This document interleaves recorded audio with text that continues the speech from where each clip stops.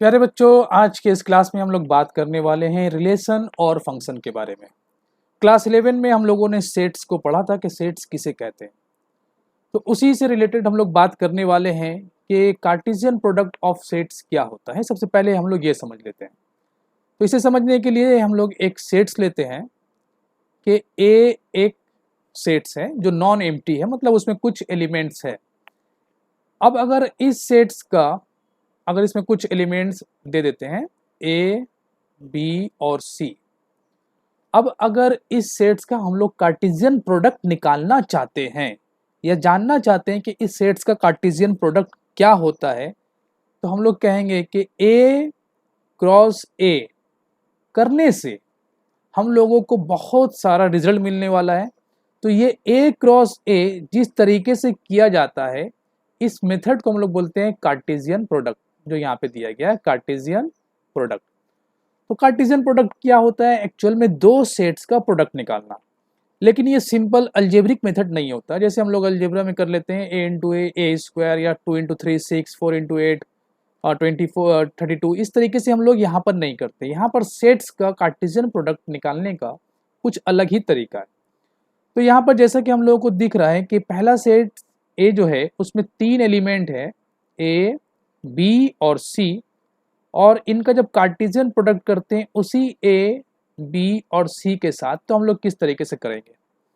तो यहाँ पर करने के लिए ध्यान देना है कि सबसे पहले पहले सेट का पहला एलिमेंट हम लोग लेंगे और उसे दूसरे सेट के हर एलिमेंट के साथ पेयर करेंगे। जैसे कि ए कॉमा ए, फिर ए कॉमा बी, फिर ए कॉमा सी। ये सिर्फ पहले सेट का पहला एलिमेंट का हम लोगों ने दूसरे सेट के तीनों एलिमेंट के साथ पेयर किया। ये पेयरिंग करना ही क्या कहलाता है? Cartesian product. फिलहाल अभी बात कंप्लीट नहीं है। अब पहले सेट के दूसरे एलिमेंट को हम लोग लेंगे, बी को लेते हैं और उसका पेयरिंग करेंगे दूसरे सेट के तीनों एलिमेंट के साथ, B A, B B and B C. और फिर इसी तरीके से हम लोग तीसरे एलिमेंट को लेंगे पहले सेट से, सी A, C B and C सी। अब यहाँ पर ये जो हम लोगों को रिजल्ट दिख रहा है, ये हुआ दो सेट्स का प्रोडक्ट और एक अलग अंदाज में किया गया, इसलिए इसका नाम है कार्टेशियन प्रोडक्ट। मतलब कार्टेशियन प्रोडक्ट नाम दे दिया गया इसका कि अगर दो सेट को मल्टीप्लाई करना है, प्रोडक्ट निकालना है, तो उसे हम लोग इस तरीके से निकालते हैं। और यहाँ पर जो हम लोगों को रिजल्ट मिला, ये सारे रिजल्ट को हम लोग क्या कहते हैं? ये सारे रिजल्ट को हम लोग कहते हैं कि ये एक रिलेशन है। हर एक सबसेट, क्योंकि यहाँ पे बहुत सारे सबसेट हम लोग को दिख रहे हैं, ए कॉमा ए एक सबसेट है किसका? ए क्रॉस ए का। ए क्रॉस ए करने के बाद हम लोगों को बहुत सारे ऑर्डर्ड पेयर मिले। इन सारे ऑर्डर्ड पेयर्स को हम लोग क्या कहते हैं? सबसेट। अच्छा, ऑर्डर्ड पेयर क्यों कहा जा रहा है? ऑर्डर्ड पेयर इसलिए कहा जा रहा है कि ये जितने भी सारे सबसेट हम लोगों ने यहाँ पे लिखा है, इन सारे सबसेट्स में पहला एलिमेंट हमेशा पहले सेट से आया है और दूसरा एलिमेंट दूसरे सेट से आया, मतलब एक खास ऑर्डर को फॉलो किया गया है। तो इसलिए इसे हम लोग ऑर्डर्ड पेयर भी कहते हैं। और यहाँ पर जितने सारे रिजल्ट हम लोगों को दिख रहे हैं, A comma B, A comma C, B A, B C, C A, C B and C C, इन सबको हम लोग क्या कहते हैं? सबसेट्स। ये किसका सबसेट्स हो रहा है? ये एक सबसेट हो रहा है ए क्रॉस ए का। तो इन एवरी, या हम लोग कह सकते हैं इन ए क्रॉस ए, एवरी सबसेट्स, हर एक सबसेट क्या कहलाता है? इज कॉल्ड, क्या कहलाता है? Is called relation. इसे हम लोग क्या कहते हैं? रिलेशन। मतलब अब रिलेशन का सिंपल डेफिनेशन हम लोगों के सामने आया कि दो सेट्स का जब हम लोग कार्टेशियन प्रोडक्ट करते हैं, तो कार्टेशियन प्रोडक्ट करने के बाद जो सबसेट्स का एक सेट तैयार होता है, वो सारे सबसेट्स को हम लोग क्या कहते हैं? रिलेशन। समझ में आ रही बात? और ये रिलेशन किस में होता है? रिलेशन ऑन ए, क्योंकि हम लोगों ने ए से लिया तो रिलेशन होता है ऑन ए। अभी फिलहाल मेरे ख्याल से बात कुछ हद तक समझ में आई हो और कुछ हद तक नहीं समझ में आई हो। इसे हम लोग कुछ नंबर्स के एग्जाम्पल में देखते हैं, उससे उससे काफ़ी ज़्यादा क्लियर होगा।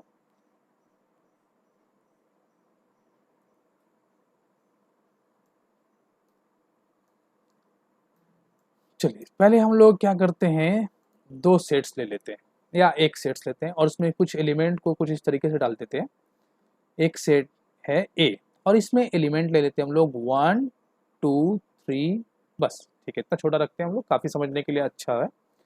अब अगर इसका हम लोग कार्टेशियन प्रोडक्ट करना चाहते हैं ए क्रॉस ए, तो आप लोगों ने अभी समझा कि किस तरीके से करना है। और 1 पहले इसे लिख लेते हैं 1 2 3 और इसका कार्टेशियन प्रोडक्ट क्या किसके साथ होगा, उसी के साथ होगा 1 2 एंड 3।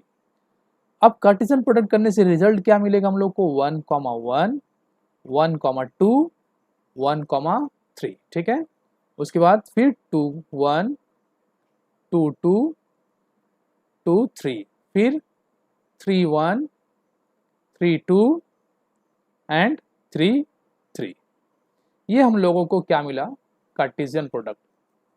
एक मिनट, इसको फर्स्ट ब्रैकेट कर लेते हैं, यहाँ पे एक ब्रैकेट खोल लेते हैं। तो हम लोगों ने यहाँ पर एक सेट लिया ए, उसमें 3 एलिमेंट लिए 1 2 3 और उसका हम लोगों ने कार्टेशियन प्रोडक्ट निकाला उसी के साथ। अब ये जितने सारे हम लोगों को सबसेट्स दिख रहे हैं इसे हम लोग क्या कहते हैं, रिलेशन। अब ये रिलेशन क्या होता है, इसे जरा हम समझने के लिए कुछ इक्वेशन का यूज़ कर लेते हैं। मान लेते हैं कि y = x, ये एक इक्वेशन है और इसे हम लोग कह सकते हैं कि यहाँ पर x और y के बीच में एक रिलेशन है। कैसे, अगर इस एलिमेंट को हम लोग x पकड़ते हैं और इसे y पकड़ते हैं तो x1 लेने से हम लोग को y1 मिलेगा। तो ये क्या हो रहा है, y और x का रिलेशन किससे मिलेगा, इससे 2,2 से एंड 3,3 से। तो ये तीनों जो सबसेट्स हम लोगों को मिला, ये तीनों एक ही रिलेशन में है। तो इस तरीके से हम लोगों को देखने मिल रहा है कि ये एक रिलेशन है, ठीक है। उसके बाद हम लोग इसे देखते हैं, अगर x को 1 लेते हैं तो y क्या मिलेगा, 2। तो y = 2x, ये दूसरा रिलेशन हो रहा है, ठीक है। यहाँ पर और कोई है जो इस रिलेशन को फॉलो करेगा, y = 2x को, तो x को 1 लेने से y2, 1 लेने से y2, ऐसा और कोई नहीं है। फिर y = 3x, तो x को 1 लेने से y3, ये रिलेशन में आ रहा है, ठीक है, और कोई है नहीं है। फिर y = x/2, x को अगर 2 लेंगे तो y1, x को 2 लेने से y1, ये आ रहा है। तो इस तरीके से हम लोग देखते हैं कि कार्टेशियन प्रोडक्ट जब हम लोग निकालते हैं किसी भी सेट्स का, तो वहाँ पर हर सबसेट किसी न किसी रिलेशन में होता है, किसी न किसी रिलेशन को फॉलो करता है। अब वो रिलेशन y = x लीनियर हो सकता है, y = 2x लीनियर ये भी है, या हो सकता है कुछ ऐसा रिलेशन बन जाए y = x², ये इस रिलेशन को फॉलो कर रहा है, या हो सकता है ऐसा हो जाए कि y√x है। तो इस तरीके से जितने सारे सबसेट्स मिलते हैं कार्टेशियन प्रोडक्ट करने के बाद, वो सारे सबसेट किसी न किसी रिलेशन में होते ही हैं। तो इसे हम लोग कहते हैं रिलेशन। तो आई होप कि समझ में आया हो कि रिलेशन क्या होता है। रिलेशन एक्चुअल में सबसेट होता है कार्टेशियन प्रोडक्ट का। जब किसी सेट्स का हम लोग कार्टेशियन प्रोडक्ट निकालते हैं तो जितने सारे सबसेट्स मिलते हैं वो सारे रिलेशन में होते हैं, किसी न किसी रिलेशन को वो लोग फॉलो करते हैं। वो रिलेशन हम लोग बना भी सकते हैं, लेकिन हो सकता है कभी कभी वो रिलेशन हम लोग को आसानी से बन जाए, लेकिन कुछ कुछ रिलेशन ऐसा भी हो सकता है जिसे बनाने में काफ़ी दुश्वारियाँ हो सकता है हम लोग उसे बना भी ना पाए। क्योंकि यहाँ पे सिंपल एग्जाम्पल था, इसलिए आप लोगों को समझ में आया कि हाँ ये रिलेशन है। हो सकता है कुछ एलिमेंट्स, कुछ सबसेट्स यहाँ पे ऐसे मिल जाए यहाँ पर, जिसे देखकर आप ये डिसाइड ना कर पाओ कि किस तरह का रिलेशन होगा, ये भी पॉसिबल है। लेकिन कोई भी रिलेशन, वो रिलेशन तो होगा ही होगा, अब चाहे उसे आप बना पाओ या ना बना पाओ, ठीक है। अब बात करते हैं, तो इस तरीके से बहुत सारे रिलेशन बन सकते हैं। तो हम लोगों को क्लास 12 में जो 3 रिलेशन को खास करके फॉलो करना है, 3 तरह के रिलेशन को देखना है। अब रिलेशन से मुराद यहाँ पर हम लोग ये भी कह सकते हैं कि कुछ इस तरीके का रिलेशन हो सकता है कि ऊपर में अगर हम लोग आ जाते हैं, यहाँ पे हम लोग बात कर लेते हैं पहले। जैसे कि यहाँ पर हम लोगों ने कार्टेशियन प्रोडक्ट किया था, यहाँ पर ये जो हम लोगों को दिख रहा है सबसेट्स, ये सारे सबसेट्स हम लोगों ने देखा कि ये कार्टेशियन प्रोडक्ट से आया है।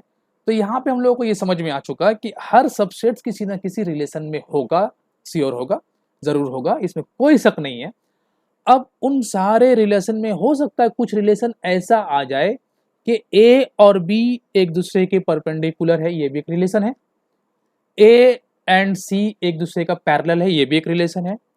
सी ए का स्क्वायर है, ये भी एक रिलेशन है। ए बी का फादर है, ये भी एक रिलेशन है। बी और बी दोनों ब्रदर है, ये भी एक रिलेशन है। तो इस तरीके से रिलेशन जरूरी नहीं कि हम लोगों को सिर्फ नंबर या इक्वेशन में दिया जाए। भाई हम लोग क्लास 12 में बहुत सारे तरीके के रिलेशन को बारे में बात करेंगे वाले हैं। तो फिलहाल आप लोगों को ये समझना है कि रिलेशन किसी भी तरह का प्रॉब्लम में दिया जा सकता है। मैंने अभी तक सिर्फ आप लोगों को ये बताया कि रिलेशन हम लोग सेट्स में रिलेशन किस तरीके से पता करते हैं, ये आप लोगों को मैंने क्लियर किया। ओके, अब हम लोग बात करते हैं कि क्लास 12 में कौन से 3 रिलेशन के बारे में हम लोगों को बात करना है। पहले आप लोग ये दिमाग में ये इमेज क्लियर कर लो कि बहुत सारे तरीके का रिलेशन हम लोग तैयार कर सकते हैं कार्टेशियन प्रोडक्ट निकालने के बाद। जब भी किसी सेट का हम लोग कार्टेशियन प्रोडक्ट करेंगे तो उससे हम लोगों को बहुत सारे रिलेशन मिलने वाले हैं। उन रिलेशन में कुछ रिलेशन को हम लोगों को क्लास 12 में पढ़ना है, उसे अच्छे से समझना है और उसके ऊपर प्रॉब्लम को सॉल्व करना है। तो चलिए वो 3 तरह के रिलेशन के बारे में बात करते हैं। हाँ, तो रिलेशन में आते हैं हम लोग। तो रिलेशन को हम लोगों ने समझ लिया कि रिलेशन क्या होता है, कार्टेशियन प्रोडक्ट से निकलता है। अब यहाँ पर हम लोग रिलेशन को दिखाते कैसे हैं? तो रिलेशन को किसी भी कार्टेशियन प्रोडक्ट में जो सबसेट्स मिलता है उसके जो रिलेशन होते हैं उसे हम लोग दिखाते हैं आर से। ठीक, अब यहाँ पर आर को 2 मीनिंग में लिया जा सकता है। आर को कभी कभी हम लोग रिलेशन के मीनिंग में लेंगे और कभी कभी आर को रियल नंबर के मीनिंग में भी यूज किया जाएगा। रियल नंबर वो थोड़ा सा दोनों देखने में एक दूसरे से डिफरेंट रहेगा। रियल नंबर के आर को थोड़ा सा डार्कली दिखाया जाता है, तो खैर इसमें कोई खास बात नहीं, आप लोगों को प्रॉब्लम में समझ में आ जाएगा। तो यहाँ पे हम लोग बात कर रहे हैं कि रिलेशन को दिखाते किस सिंबल से, हम लोग आर से। अब यहाँ पे हम लोग मान लेते हैं कि लेट, ये लेट कर लेते हैं कि R be a relation. R क्या है? एक रिलेशन है। ठीक, ऑन किस में है? On a non empty set. ठीक है, on a non empty set. Then अब उस वक्त हम लोग कहेंगे कि ये आर क्या हो सकता है। तो देखो मैंने आप लोगों को बताया कि आर कुछ भी हो सकता है। ए वाई इक्वल टू एक्स, ये एक रिलेशन है, तो हम लोग क्या बोलेंगे? ये रिलेशन कौन सा है? इक्वल टू का। Y equal to x square, यहाँ पे मैं लिख लेता हूँ पहले, वाई इक्वल टू एक्स। तो यहाँ पे आर क्या हुआ? आर एक रिलेशन है। कैसा रिलेशन है? इक्वल टू वाला रिलेशन है। अगर y equal to x square हो जाए तो रिलेशन किस तरह का रिलेशन है? स्क्वायर वाला रिलेशन है। तो इस तरीके से ये r कुछ भी हो सकता है। अगर हम लोग कहें कि x and y are perpendicular to each other, एक दूसरे के ऊपर परपेंडिकुलर है, तो फिर रिलेशन r जो होगा किस तरह का रिलेशन है? ये परपेंडिकुलर वाला रिलेशन है। तो r जो है एक नाम दिया गया है, रिलेशन के नाम को हम लोग r से रिप्रेजेंट करेंगे। तो इस तरीके से बहुत सारे रिलेशन हो सकते हैं जैसा कि मैंने आप लोगों को बताया। अब हम लोग बात करने वाले हैं सिर्फ 3 तरह के रिलेशन के बारे में।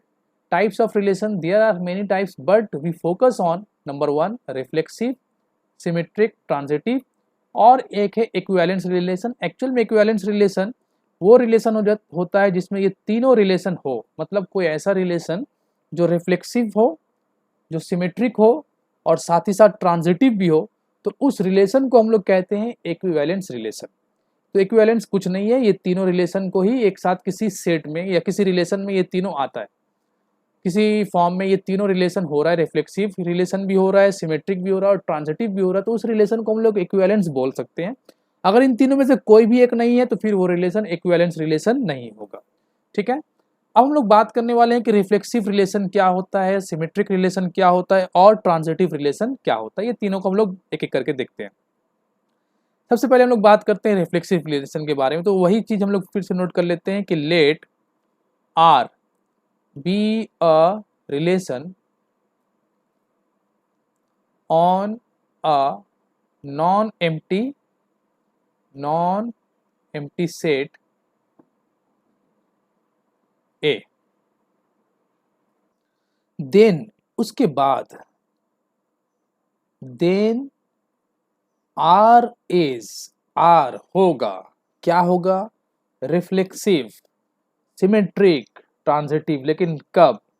तो हम लोग इसमें आते हैं नंबर 1 रिफ्लेक्सिव। रिफ्लेक्सिव कब होगा?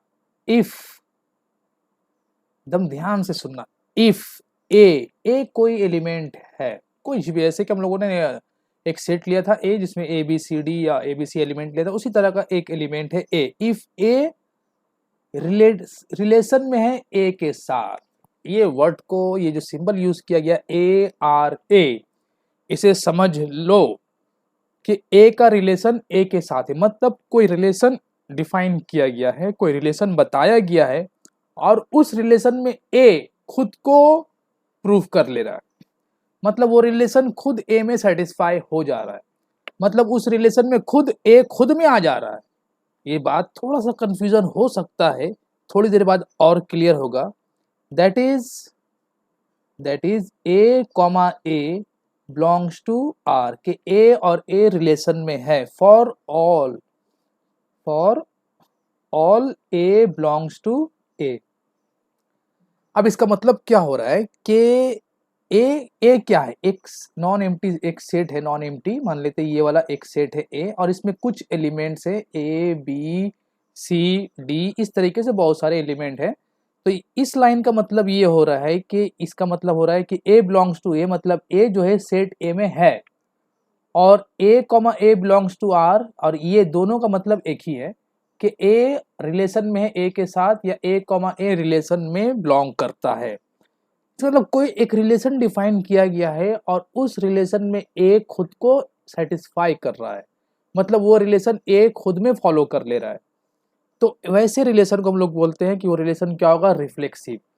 अगर समझ में नहीं आया तो हम लोग इसे थोड़ा एक एग्जाम्पल लेकर देख लेते हैं कि R if R is a relation, या एक if R is a relation, R एक रिलेशन है एंड रिलेशन इज, और रिलेशन क्या है, रिलेशन इज सिमेट्रिक। सिमेट्रिक जानते हैं ना हम लोग कि एक ट्रायंगल दूसरे ट्रायंगल का सिमेट्रिक होता है, उसी तरह का एक रिलेशन है कि सिमिलर भी बोल सकते हैं उसे हम लोग, कि एक रिलेशन है एंड रिलेशन इज सिमिलर। अब सिमिलर जैसे कि एक ट्रायंगल दूसरे ट्रायंगल का सिमिलर हो सकता है, सिमिलैरिटी ऑफ ट्रायंगल हम लोगों ने पढ़ा है। तो वैसे ही अब एक ट्रायंगल है, मान लेते हैं ये एक ट्रायंगल है, इसका नाम है ए। अब रिलेशन क्या दिया गया है, सिमिलर का। तो ये ट्रायंगल खुद में सिमिलर होगा कि नहीं होगा, जवाब है बिल्कुल होगा। अरे कोई ट्रायंगल खुद ब खुद तो सिमिलर होता ही है ना, तो इसे ही कहते हैं रिफ्लेक्सिव रिलेशन। अब ये बात थोड़ा सा अजीब लगता होगा कि ये तो कॉमन सी बात है, इसमें क्या है, एक आदमी को एक ट्रायंगल खुद का सिमिलर तो होगा। और भी आगे एग्जाम्पल हम लोग करेंगे, पहले हम लोग दूसरे टाइप को देख लेते हैं। रिफ्लेक्सिव के बाद आते हैं हम लोग दूसरे रिलेशन में, सिमेट्रिक। सिमेट्रिक रिलेशन क्या होता है, symmetric if A in relation with B, मतलब ए और बी के बीच में एक रिलेशन है, ठीक है, implies that B in relation with A, मतलब और वो रिलेशन को बी ए के साथ भी फॉलो कर रहा है। जैसे कि अगर ए बी का भाई, रिलेशन मान लो भाई का रिलेशन है, अगर ए बी का भाई है और बी ए का भाई है तो ये होगा ही, अगर ए बी का भाई है तो बी ए का भाई होना ही है। दैट इज, हम लोग ऐसे बोल सकते हैं, that is A comma B belongs to R implies that b comma a also belongs to r for all a comma b belongs to a, मतलब a और b कहाँ से लेना है, इसी सेट से लेना है। और अगर a b के साथ रिलेशन में है और फिर ऐसा हो जाए कि b a के साथ भी रिलेशन में आ जाए, तो वैसे रिलेशन को हम लोग क्या बोलते हैं, सिमेट्रिक रिलेशन। आई होप कि समझ में आया कि सिमेट्रिक रिलेशन तो मेरे ख्याल से अच्छे से समझ में आ चुका होगा कि ए दो आदमी हैं, दोनों एक दूसरे का भाई है, तो हम बोलेंगे अगर ये उसका भाई है तो क्या ये नहीं होगा कि ये उसका भाई होगा। लेकिन कुछ रिलेशन ऐसा हो सकता है कि सिमेट्रिक ना हो, जैसे कि अगर ए और बी दो इंसान हैं और ए जो है बी का बाप है, तो क्या बी ए का फादर होगा, नहीं होगा, तो उस वक्त ये रिलेशन सिमेट्रिक नहीं होगा। तो सिमेट्रिक होने के लिए क्या होगा कि अगर ए बी के साथ रिलेशन में है तो बी भी ए के साथ वही रिलेशन मेंटेन करता हो, तो उस तरह के रिलेशन को हम लोग क्या कहेंगे, सिमेट्रिक रिलेशन। ठीक है, आगे बात करते हैं तीसरे वाले के एग्जाम्पल के बारे में, ट्रांजिटिव के बारे में।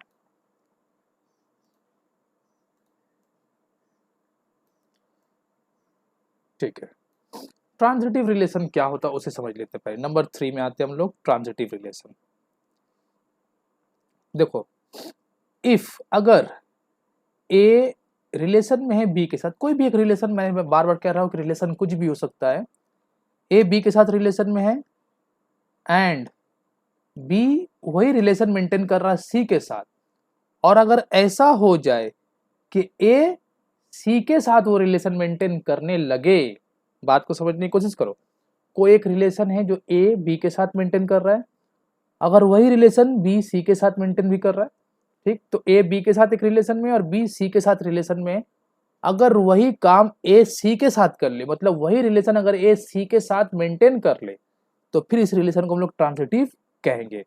That is A comma B belongs to R, मतलब ए बी रिलेशन में and B comma C also belongs to R, implies that if a comma c belongs to R, for all a comma b comma c belongs to A, मतलब सारा ए B सी कहां से होना चाहिए, set ए से। ठीक, अब हो सकता है कुछ कुछ कंफ्यूजन हो आप लोगों को, इसे हम लोग क्लियर करते हैं, थोड़ा समझते हैं, तो ध्यान से देखो इसे। जैसे कि इसके लिए हम लोग एक एग्जाम्पल ले लेते हैं पहले, जैसे कि नोट करते हैं, लेट करते हैं हम लोग, let A B a set, A क्या है, एक सेट है, सेट ऑफ ट्रायंगल्स, ट्रायंगल्स का बहुत सारे ट्रायंगल्स का एक सेट दिया गया, और उस ट्रायंगल में drawn in a plane, draw किया गया है, ड्रॉन इन एक प्लेन में बनाया गया सारे ट्रायंगल को, और उसके सेट का नाम रखा गया ए, एंड और उसके बाद कहा जा रहा है कि R be a relation, R क्या है, रिलेशन, और रिलेशन किस तरह का है, इज सिमिलर टू, ये रिलेशन है ऑन, किस में है, ऑन ए, ऑन ए में, देन आर इज, तब उस वक्त आर क्या क्या हो सकता है। नंबर वन में आते हम लोग, नंबर वन क्या था, रिफ्लेक्सिव, कि आर रिफ्लेक्सिव होगा कि नहीं, तो देखो ध्यान से, सिमिलर, एक ट्रायंगल जो होता है, मान लेते ये एक ट्रायंगल है, इसका नाम रख लेते हैं हम लोग ट्रायंगल ए, इस ट्रायंगल का नाम अगर हम लोग बोल देते हैं कि ये ट्रायंगल ए है, तो क्या ये ट्रायंगल खुद ब खुद, अगर इसी ट्रायंगल का एक कॉपी अगर हम लोग यहाँ पे बना लेते हैं, एक और ट्रायंगल जो बिल्कुल हूबहू इसी का है, तो क्या ये ट्रायंगल ए आपस में सिमिलर नहीं होगा, बिल्कुल होगा, क्योंकि रिलेशन क्या दिया गया, रिलेशन दिया गया है सिमिलर का, तो यहाँ पर अगर गौर करो, ए और ए एक ही ट्रायंगल है, तो ये खुद ब खुद आपस में सिमिलर होगा या नहीं होगा, होगा, तो कोई भी ट्रायंगल अपने आप में सिमिलर होता है, इसलिए ये रिलेशन रिफ्लेक्सिव है, कि सिमिलर टू वाला रिलेशन रिफ्लेक्सिव तो हुआ, पास। नंबर टू, सिमेट्रिक होगा या नहीं होगा, तो सिमेट्रिक के लिए हम लोग दो ट्रायंगल बनाते हैं पहले ये ट्रायंगल ले लेते हैं, एक ट्रायंगल ए ले लेते हैं हम लोग, और दूसरा एक ट्रायंगल हम लोग लेते हैं ये बी, ठीक है। अब बात करते हैं कि अगर ऐसा हो जाए, मान लो ऐसा हो रहा है कि ट्रायंगल ए और ट्रायंगल बी सिमिलर है, मैंने कहा कि बाबू triangle A is similar to triangle B, किसी ने मेरे बगल से कहा कि sir triangle B is similar to triangle A, तो क्या इस बात में कुछ गलती है, क्या उन्होंने कुछ गलत कहा, नहीं, अगर ए बी का सिमिलर है तो बी ए का सिमिलर तो होगा ही, तो ये रिलेशन जो सिमिलर टू वाला रिलेशन है, रिफ्लेक्सिव भी हो रहा है, एसिमेट्रिक भी हो रहा है, ये सिमेट्रिक पास। तीसरे पॉइंट में आते हैं हम लोग ट्रांजिटिव की, समझते हैं कि ट्रांजिटिव हो रहा है कि नहीं हो रहा है, चलो उसके लिए हम लोग क्या करेंगे, तीन ट्रायंगल बना लेते हैं, ठीक है,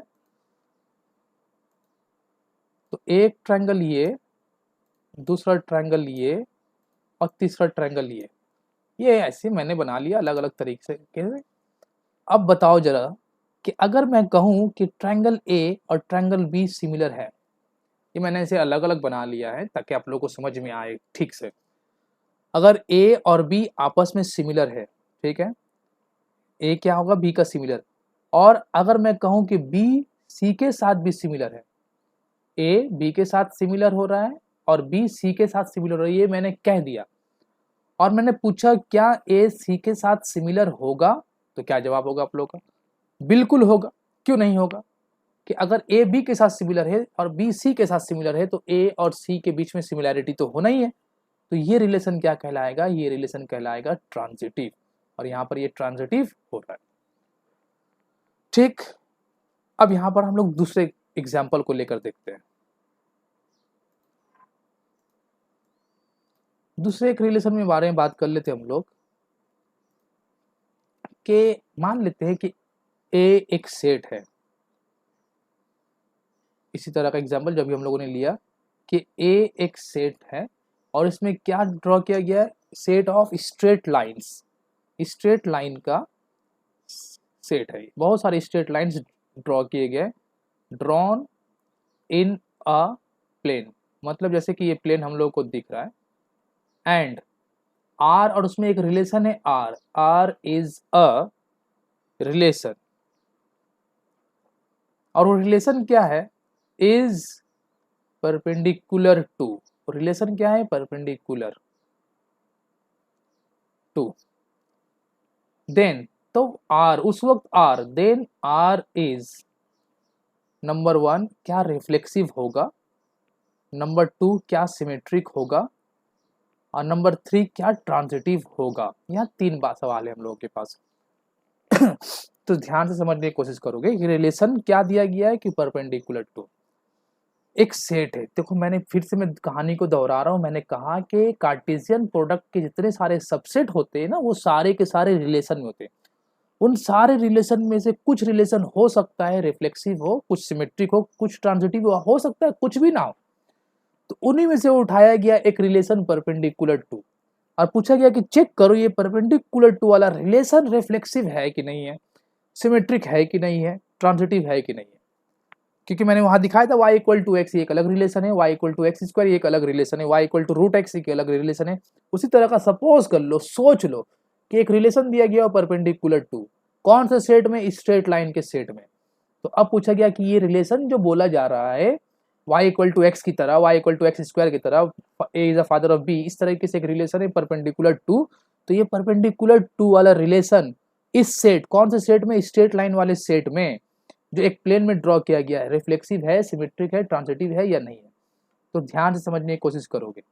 ठीक है, यहाँ पर अगर जैसे कि हम लोग बात कर लेते हैं, स्ट्रेट लाइन ड्रॉ कर लेते हैं बहुत सारे। अगर हम लोग कुछ एक स्ट्रेट लाइन ले लेते हैं, मान लेते हैं ये एक स्ट्रेट लाइन है, तो क्या ये स्ट्रेट लाइन खुद में कभी परपेंडिकुलर हो सकता है।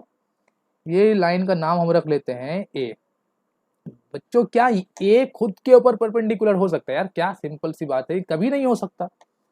ठीक है, नहीं हो सकता, तो यहाँ पे ये रिलेशन रिफ्लेक्सिव नहीं हुआ। दूसरे नंबर पे आते हैं, क्या सिमेट्रिक होगा, तो उसको समझने के लिए फिर से वही कर लेते हैं हम लोग कि ये एक लाइन है ए और ये दूसरा लाइन है बी। ठीक, यहां मैंने परपेंडिकुलर बनाया, क्यों बनाया मैं समझा रहा हूं। अब ये ए है, ये लाइन का नाम क्या है, ए, और इसका नाम क्या है, ये ए है और ये बी है। ठीक है, एक मिनट जरा सा। ठीक, अब अगर मैं कहूं कि ए बी के ऊपर परपेंडिकुलर है, हम लोगों को दिख भी रहा है, तो क्या बी ए के ऊपर परपेंडिकुलर होगा या नहीं होगा। तो सिंपल सा जवाब है हम लोगों के पास, बिल्कुल होगा। क्यों नहीं होगा, अगर ए बी के साथ 90 डिग्री बना रहा है भाई, तो बी भी तो ए के साथ 90 डिग्री बना रहा है, तो ये रिलेशन सिमेट्रिक होगा। अब तुम लोगों का सवाल ये हो सकता है कि सर आपने तो परपेंडिकुलर बनाया ही है, तो होगा क्यों नहीं। तो ध्यान से समझने की कोशिश करो, सिमेट्रिक होने के लिए पहले आपका ये इनपुट जाना चाहिए, ये तो पहले आपको करना ही होगा। ये होने के बाद अगर ये होता है तो सिमेट्रिक और नहीं होता है तो नॉट सिमेट्रिक। बात पे ध्यान कर रखना, बिल्कुल अच्छे से सुनो, ये रिलेशन होना ही चाहिए। ये करने के बाद आपको ये चेक करना है कि ये वाला हो रहा, ये पार्ट हो रहा है कि नहीं हो रहा है, ये डिसाइड करेगा। अगर ये हो गया तो मतलब सिमेट्रिक है, और अगर ये नहीं हुआ तो सिमेट्रिक नहीं है। मतलब कि अगर ए और बी उस रिलेशन में है तो चेक करो बी और ए भी उसी रिलेशन में है कि नहीं है।